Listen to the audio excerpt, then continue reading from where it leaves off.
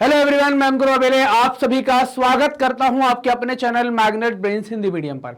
Magnet brains Hindi medium एक ऐसा platform है जो हिंदी माध्यम की कक्षा 7वीं से लेकर कक्षा 12वीं तक का संपूर्ण पाठ्यक्रम बिल्कुल निःशुल्क में उपलब्ध करा रहा है। मतलब यह कि आपको यहाँ पर किसी प्रकार का कोई पेमेंट नहीं करना है, कोई सब्सक्रिप्शन परचेज नहीं करना है। सभी वीडियोस मिलते हैं आपको बिल्कुल निःशुल्क, वो भी क्वालिटी कंटेंट और बेस्ट फैकल्टीज के साथ। चलिए बात करते हैं कि इस वीडियो में क्या पढ़ेंगे। इस वीडियो के अंदर हम बात करने वाले हैं बोलीविया का जल युद्ध, है ना, कि जो वहां पर वाटर वॉर हुआ था बोलीविया में, उसके बारे में हम बात करेंगे। ये टॉपिक है क्लास 10th की पॉलिटिकल साइंस यानी कि राजनीति विज्ञान के चैप्टर नंबर 5 जन संघर्ष और आंदोलन से ये चैप्टर लिया गया है, बोलीविया का जल युद्ध। हमने जो भी इसके पहले वाले वीडियो में जो बात करी है वो नेपाल के बारे में बात करी है कि नेपाल अथवा पोलैंड, है ना, आप देखें नेपाल अथवा पोलैंड की कथाएं लोकतंत्र की स्थापना अथवा उसके पुनरुद्धार की बातें बताती हैं। नेपाल पोलैंड में या तो लोकतंत्र स्थापित हुआ है या उसको दोबारा से उसका उद्धार करके दोबारा से सही किया गया है। लेकिन जनसंघर्ष की भूमिका लोकतंत्र की स्थापना के साथ साथ खत्म नहीं हो जाती। मतलब जनसंघर्ष ऐसा नहीं होता कि लोकतंत्र बन गया तो अब जनसंघर्ष की कोई वैल्यू नहीं है, जनसंघर्ष खत्म कर दो, बन गया लोकतंत्र, चलता रहेगा। जनसंघर्ष की अहमियत लोकतंत्र बनने के बाद भी बनी रहती है, कई सारी जगह इसकी जरूरत पड़ती है। बोलीविया में लोगों ने जो पानी के निजीकरण के खिलाफ एक सफल संघर्ष चलाया। बोलीविया क्या है? तो बोलीविया जो आप देख पा रहे हैं यहाँ पर दक्षिण अमेरिका है। ये क्या है आपका? साउथ अमेरिका है, दक्षिण अमेरिका का एक देश है जिसको आप बोलीविया कहते हैं। इसके पड़ोस में बात करें तो ये वाला जो देश है इसको आप पेरू के नाम से जानेंगे। किस नाम से जानेंगे? पेरू के नाम से जानेंगे। ये वाला जो देश है इसके पड़ोस में, ये क्या है? इसको चिली के नाम से जानते हैं।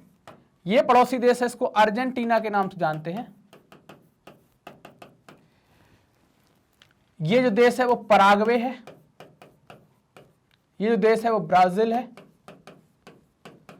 ना। यहां पर आप देख पा रहे हैं ये बोलीविया है।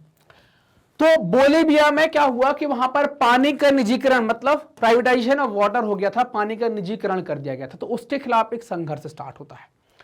तो ये जो पानी के निजीकरण के खिलाफ एक संघर्ष होता है, तो इससे पता चलता है कि लोकतंत्र की जीवंतता से जनसंघर्ष का अंदरूनी रिश्ता है।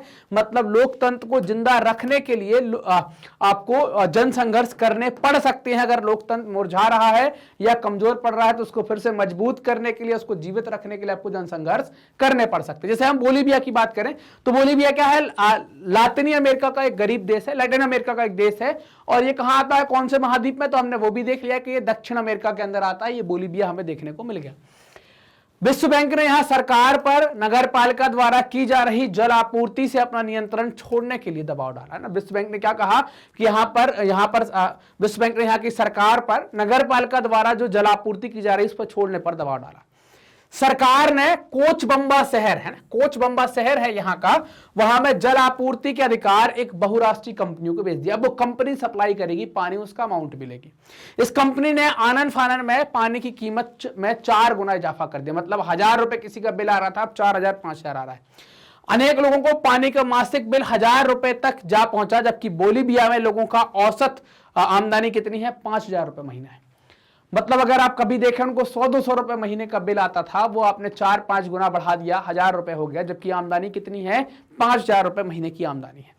इसके फलस्वरूप स्वतः स्फूर्त एक जन आंदोलन भड़क उठा। क्यों भड़क उठा? क्योंकि पानी हर एक व्यक्ति की पहली प्राथमिकता या जरूरत होती है। बिना पानी के क्या हो पाएगा? और पानी की कीमत आपने इतनी बढ़ा दी कि अगर आपको प्यास लगी है तो आपको सोचना पड़ेगा कि पानी पेट भर पिए या ना पिए। इसके विरोध में क्या हुआ कि ये सब घटनाएं हो रही हैं, तो अपने आप स्वतः स्फूर्त होकर अपने आप एक आंदोलन भड़क उठता है। सन 2000 की जनवरी में श्रमिकों, मानवाधिकार कार्यकर्ताओं तथा सामुदायिक नेताओं के बीच एक गठबंधन ने आकार ग्रहण कर लिया। सब परेशान थे, लेबर को नहीं मिल रहा था, मानवाधिकार कार्यकर्ता और सामुदायिक नेता सबको पानी की दिक्कत थी। इनने क्या कर लिया? एक अलायंस बना लिया, एक गठबंधन तैयार कर लिया। इस गठबंधन ने शहर में 4 दिनों की कामयाब आम हड़ताल कर दी है ना। 4 दिनों की एक कामयाब आम हड़ताल करते हैं। सरकार बातचीत के लिए राजी हुई, हड़ताल वापस ले ली गई। फिर भी जो आंदोलनकारी है उनके हाथ में कुछ नहीं लगा। फरवरी में आंदोलन फिर से शुरू हुआ, लेकिन इस बार पुलिस ने बलपूर्वक उसका दमन कर दिया, उसको दबा दिया। अप्रैल में एक और हड़ताल हुई, सरकार ने इस पर मार्शल लॉ लगा दिया। मार्शल लॉ मतलब क्या है, वो मिलिट्री कानून वहां पर लागू कर दिया। लेकिन जनता की ताकत के आगे बहुराष्ट्रीय कंपनी के अधिकारियों को शहर छोड़कर भागना पड़ा। जनता इतनी इकट्ठी हो चुकी थी, इतनी यूनाइटेड हो चुकी थी कि उन्होंने सबने मिलकर काम किया, तो अधिकारियों को भागना पड़ा कंपनी के। सरकार को आंदोलनकारियों की सारी मांगें माननी पड़ी। बहुराष्ट्रीय कंपनी के साथ किया गया करार रद्द कर दिया गया। दोबारा जल आपूर्ति नगर पालिका को सौंपकर पुरानी दरें कायम कर दी गई। इस आंदोलन को ही क्या कहा जाता है, यही आंदोलन बोलीविया के जल युद्ध के नाम से जाना गया। तो क्यों जाना गया, अब यहां पर अपन ने समझ लिया कि जल युद्ध क्यों, क्योंकि यहां पर क्योंकि यहां पर क्या कर दिया गया, अगर हम बात करें तो यहां पर आप कहेंगे कि यहां पर जल है उसका क्या हो गया था, निजीकरण। तो जल के निजीकरण के खिलाफ एक क्या हुआ, आंदोलन हुआ। आंदोलन में क्या हुआ, जल का निजीकरण खत्म करके दोबारा से सरकार के पास उसको दिया गया, मतलब नगर पालिका के पास दिया गया, कीमतें दोबारा से डिसाइड कर दी गई। और यही पूरी घटना क्या कहलाती है, इसी पूरी घटना को हम क्या कहते हैं, बोलीविया का जल युद्ध कहते हैं, वाटर वॉर ऑफ बोलीविया कहलाता है। क्लियर बात।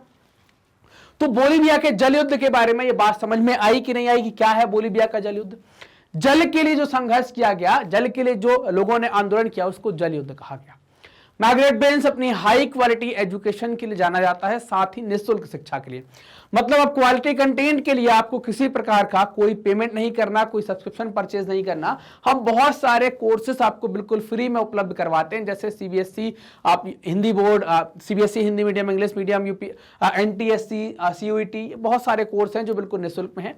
सबके वीडियो आपको मिलेंगे यूट्यूब चैनल पर, हमारी वेबसाइट पर, हमारे एप्लीकेशन पर, तीनों जगह में से कहीं भी आप देखिए, कोई पेमेंट आपको नहीं करना है। आप हमसे कनेक्ट हो सकते हैं यूट्यूब, फेसबुक, इंस्टा, ट्विटर और टेलीग्राम के माध्यम से। आप हमारे साथ इनके माध्यम से जुड़ सकते हैं। मतलब ये कि मतलब यहाँ पर सर्च करेंगे मार्गरेट बेन्स तो आप कनेक्ट हो जाएंगे। तो जो नई चीजें होती हैं, कोई नया सेशन होना है, कोई नई चीज आ रही है, कोई नया अपडेट आ रहा है, तो आप हमारे साथ वहां पर कनेक्ट रह सकते हैं, वहां पर भी आपको जानकारी मिल जाएगी। ये वीडियो आप देख रहे हैं मार्गरेट बेन्स के हिंदी चैनल, मार्गरेट बेन्स हिंदी मीडियम पर, तो चैनल को सब्सक्राइब कीजिए, वीडियो को लाइक कीजिए, अपने दोस्तों के साथ दम से शेयर कीजिए। कमेंट सेक्शन में जाएं, कमेंट करें, बताएं कि आपको वीडियो कैसे लग रहे हैं। साथ ही साथ कोई डाउट है तो वो भी वहां पर लगे हाथ पूछ ही डालिए। धन्यवाद।